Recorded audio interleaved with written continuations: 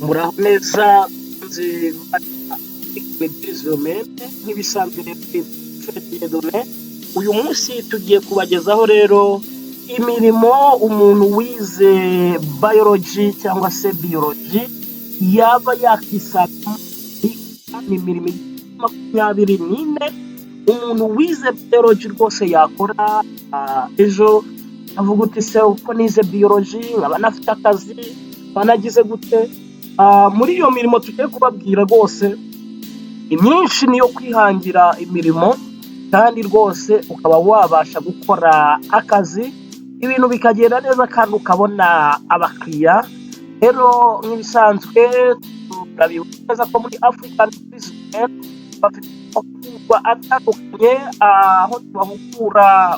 bijyanye no kwihangira ndetse no gukoresha ikoranabuhanga kandi tutabwira ko serivisi zitandukanye muri izo serivisi rero twababwira nko kubakorera iyigamushinga cyangwa se business plan kandi muri izo serivisi kandi harimo nanone serivisi zijyanye no gukurikirana imishinga business and project consultants harimo kandi niba ufite business ukaba ukeneye ko business yawe igukana dufite abanyamwuga bagenzura ibyitse n'ibyasohotse ko byakoreshejwe neza nawe rero waduhamagara kuri 0788 kandi abafite imishinga bashaka kwandika nabo turabafasha proposal writer hanyuma kandi n'abafite icyo bashaka kugaragaza nabo turabafasha mu buryo bwa electronic abakeneye serivisi za electronic nabo turabafasha kandi tunabafitiye indi serivisi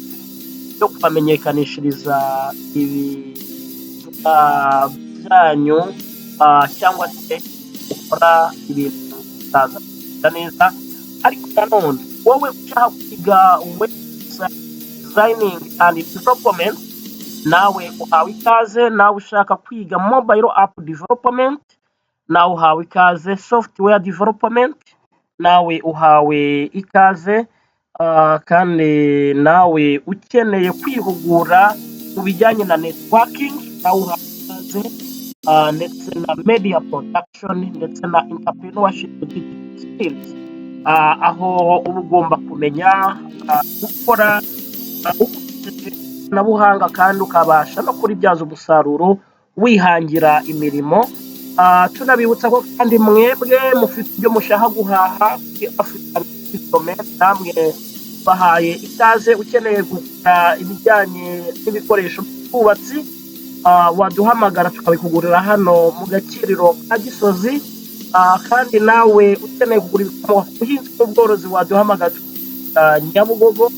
kandi nawe ukeneye kugura ibikoresho bijyanye n'ikoranabuhanga harimo ama smartphone harimo amateleviziyo amaradiyo amalaptop nawe waduhamagara tukabikugurira mu mujyi wa Kigali hanyuma nawe ukeneye kugura ibicuruzwa byo mu mabutike harimo imiceri amakawunga n'ibindi byose nawe waduhamagara tukabikurangurira tukabikugezaho hanyuma kandi tukibutsa ko buri serivisi byose waba ukeneye African Deals Domain tuguhuza n'iyo serivisi cyangwa se icyo ukeneye kugura mu buryo bworoshye ntimwongerere kuzajya kure cyangwa se ko wabuze ikintu ugura byagenze gute duhari kandi ku bwawe rero namwe mukeneye kuba aba agent bacu namwe dukomeje kubaha ikaze aho muri hose kugira ngo muducururize tugira ba rwiyemezamirimo ko duhuza abaguzi n'abagurisha rwose kandi tubikora kinyamwuga wowe ufite icyo ucuruza cyangwa se ukeneye kugura ni ukuri nawe tuguhaye ikaze reka uko abwiye kuba umuntu wize biology ashobora cyangwa se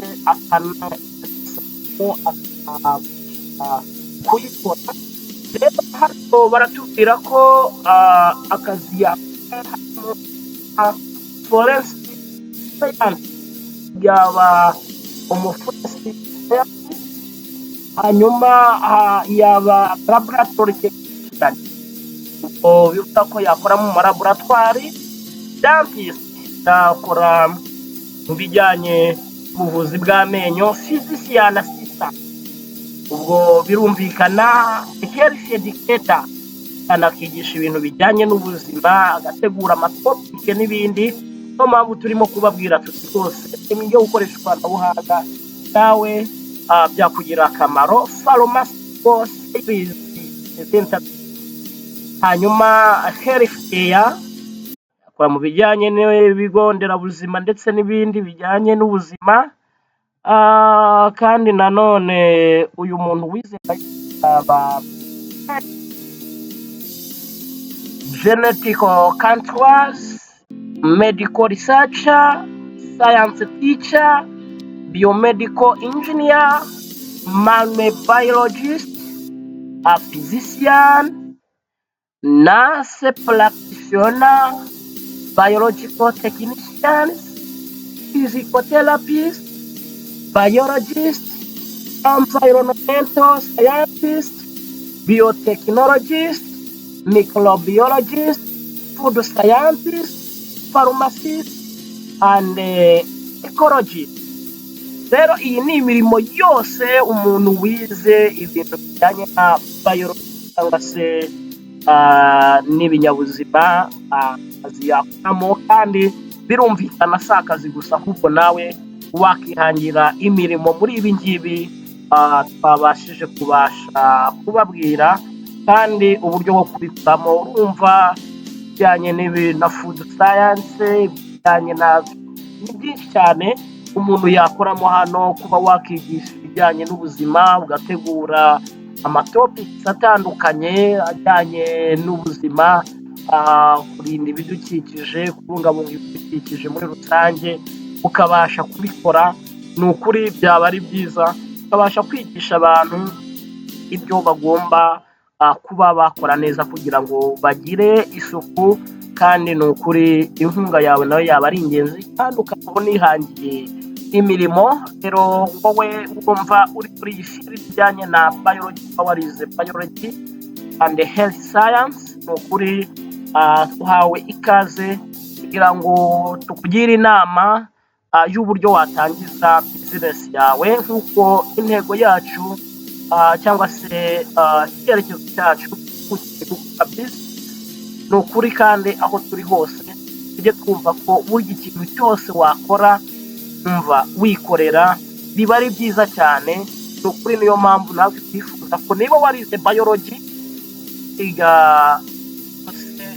bijyanye na science, gira inama y'ibintu wakora muri iriya mirimo twagubwiye 20 muri 24, tugire icyo tukugiriramo, ubundi kandi ukore neza. Kandi urabona ko mu buzima dusigaye dukoresha ikoranabuhanga, ni byinshi cyane dusigaye dukoresha ikoranabuhanga. Rero gira ubumenyi bwo kumenya kwihangira umurimo ndetse no gukoresha ikoranabuhanga, kuko bizagufasha ubuzima bwawe buri imbere, kandi bigatuma utera imbere mu bintu ukora kandi ukabikora vuba. Ni ukuri wowe ukomeje kudukurikirana, ntiwibagire gukora subscribe kuri runo rubuga, ndetse na comment zawe ni ingenzi, ndetse na like nabwo wakunze inkuru zacu, zisharinge n'abandi kugira ngo nabo bamenye ko hari urubuga rwitwa African Beauty Domain, aho tubagezaho ibintu bitandukanye byabafasha gutangiza ubucuruzi,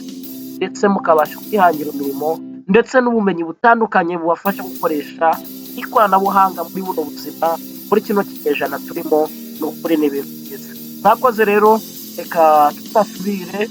mu bindi biganiro tugenda dukesha hano bijyanye n'ubumenyi bwo kwihangira umurimo, ndetse no gukoresha ikoranabuhanga. Hanyuma kandi ntiwibagire amasomo atandukanye, nyaboneka nabyo ingenzi bizakugirira akamaro. Aho rero